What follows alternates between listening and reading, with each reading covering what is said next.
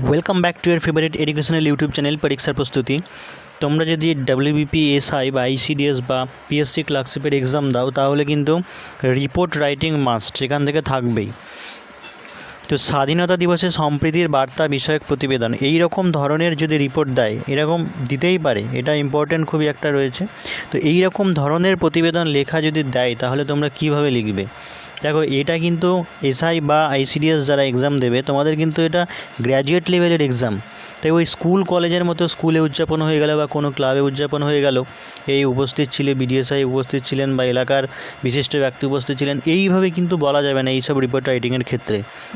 এইটা কিন্তু একটা পুরো ন্যাশনাল স্তরে, অর্থাৎ কীভাবে ন্যাশনাল স্তরে, মানে রেড ফোর্ট যেটা নিউ দিল্লিতে হয়, মানে প্রধানমন্ত্রী পতাকা উত্তোলন করে শুরু করেন, এই ব্যাপারটা নিয়ে কিন্তু পুরোটা বলতে হবে একটু স্ট্যান্ডার্ডভাবে, অনেকটাভাবে, মানে সেইভাবে সম্প্রীতির বার্তা কী দিয়েছেন এবং কী কী কর্মসূচি গৃহীত হয়েছে, কী জিনিস, সেই ব্যাপারটা নিয়ে পুরো বলতে হবে। তবেই কিন্তু একটা স্ট্যান্ডার্ড, কিন্তু গুড রিপোর্ট রাইটিং হবে এবং সেই ক্ষেত্রে কিন্তু তবে গুড মার্কস পাওয়া যাবে।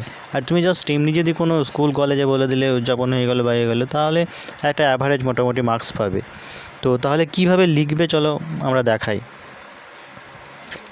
আমি ইংলিশটা বলে দিচ্ছি, তোমরা বাংলাটা কনভার্ট করে নিও, কারণ বাংলাতেও হয়তো প্রতিবেদনটা আসতে পারে। এরকম ইন্ডিপেন্ডেন্স ডে বা রিপাবলিক ডে বা যদি গান্ধীজির বার্থডে বা নেতাজির জন্মদিন বা এরকম কিছু যদি পড়ে তাহলে কিন্তু, বা 5 সেপ্টেম্বর, তাহলে এইভাবে তোমরা এই স্টাইলে কিন্তু লিখবে। তাহলে প্রথমে হেডিংটা কি দিয়েছি, যে সাধারণত এখানে টাইটেলটা একটু বড় হয়েছে, টাইটেল ছোট হয়, কিন্তু এই ব্যাপারে একটু টাইটেলটা বড় দিয়েছি, তো কোনো অসুবিধা নেই। যে Independence Day celebration 2020 highlights PM Narendra Modi says self reliant India and contribute to the world more. তো এইটা টাইটেল দেওয়ার পরে কি নিউ দিল্লি, দেখো এমনিতে বলা থাকে যে পিএসসি বা যে কোনো এক্সামের ক্ষেত্রে বলা থাকে যে প্লেসের জায়গায় XYZ বা ABCD ব্যবহার করতে বা কোনো ব্যক্তির নাম না করতে। তাহলে এই ক্ষেত্রে কোনো অসুবিধা নেই, কারণ নিউ দিল্লিতে যেহেতু হয়েছে এটা কোনো অসুবিধা নেই, এই ক্ষেত্রে লেখা যায়। তো নিউ দিল্লি 16 আগস্ট 2020, এখানে কিন্তু ডেটটা কিন্তু অবশ্যই 16 আগস্ট দেবে, কারণ যেদিনকে পালন হলো 15 আগস্ট, তো তারপরের দিনকে যেহেতু এটা পাবলিশ হবে সেই জন্য। তো স্টার্টিং লাইনটা কি লিখেছি, যে মোদি লেড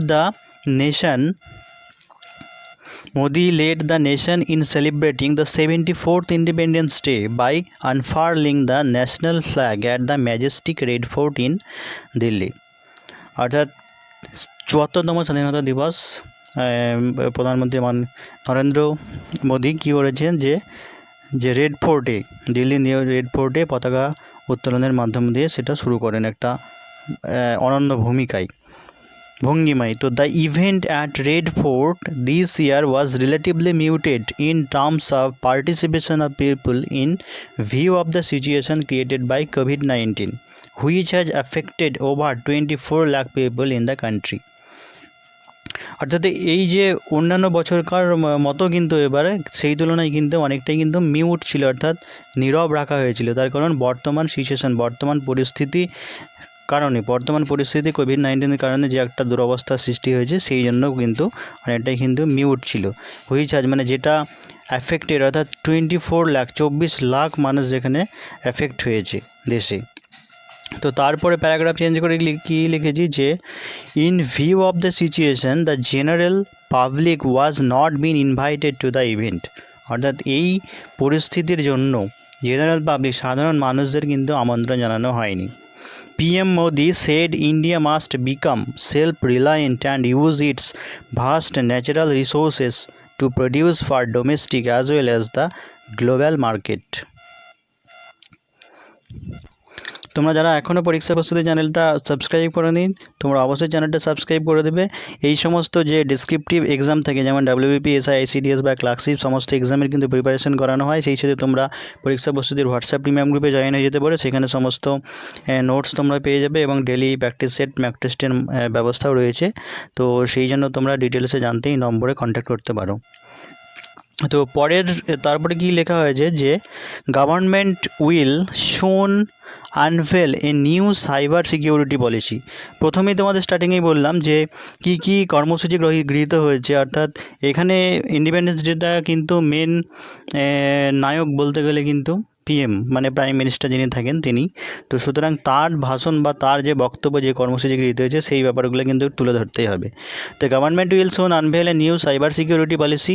তার যে PM also said those who challenge ইন্ডিয়ার সাভারজিনিটি, অর্থাৎ পিএম এটা বলেছেন যে যারা ভারতের ঐক্য নিয়ে যারা কথা তুলবে, বি ইট লক আর ল্যাক, সেটা লক হোক বা ল্যাক হোক, have been given a befitting reply in their own language, অর্থাৎ তাদের ভাষাতে তাদেরকে সেটা মানে প্রতিবাদটা দেওয়া হবে।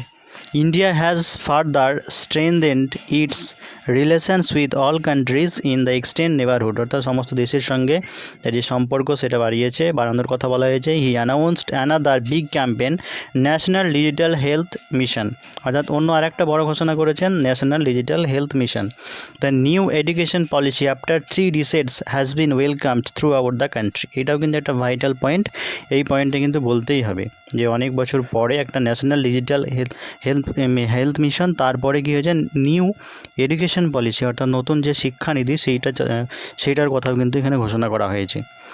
তো rupees 90,000 crore directly transferred to the bank accounts of the Poor Agriculture Infrastructure Fund FDI inflows increasing আত্মনির্ভর, অর্থাৎ আত্মনির্ভর যে প্রকল্প আছে সেই আত্মনির্ভর প্রকল্পে 90,000 কোটি টাকা সরাসরি ব্যাংকের মাধ্যমে কিন্তু গরিবদের, তারপরে এগ্রিকালচার বা ইনফ্রাস্ট্রাকচারে কিন্তু দেওয়ার কথা কিন্তু ঘোষণা করা হয়েছে।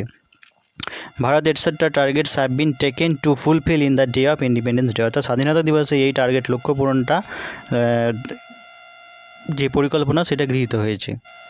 তারপর কি আছে, the celebration of independence was quite muted, যে উদযাপনটা কিছুটা নীরব ছিল, নিশ্চুপ ছিল। But the ITBP jawan celebrated independence day at an attitude of 1700 feet, অর্থাৎ শুধুমাত্র যে ওই ঘটনাটা না বলে একটু পারিপার্শ্বিক আর একটা কিছু বলা যাবে, যে যেহেতু মিউট ছিল মানে সব জায়গায় এটা দেখা যায়নি, কারণ কোভিড-19 কারণে সেরকম জমায়েত যাতে না হয় সেরকম জানানো হয়েছিল। কিন্তু কী হয়েছিল, আইটিবিপি জওয়ান তারা গিয়েছিল 17,000 ফিট উঁচুতে কিন্তু তারা পতাকা উত্তোলন করে। তো Modi honoured and thanked all the Indian freedom fighters as well as the armies of India, অর্থাৎ মোদি সমস্ত যে ভারতের স্বাধীনতা সংগ্রাম এবং যারা সেনাবাহিনী আছে সবাইকে ধন্যবাদ জানিয়েছে। And please all the Indians maintain to unity and sovereignty, এবং সবাইকে অনুরোধ করেছেন যে ভারতের ঐক্য এবং সার্বভৌমত্ব রক্ষা করার জন্য। এই রিপোর্ট রাইটিংটা যদি ডাব্লিউবিপিএসআই বা আইসিডিএসের ক্ষেত্রে পড়ে তাহলে এরকম লিখলে ঠিক আছে, এরকম ওয়ার্ড 200 বা 250টা ওয়ার্ডের মধ্যে এটা আছে ওয়ার্ড লিমিট।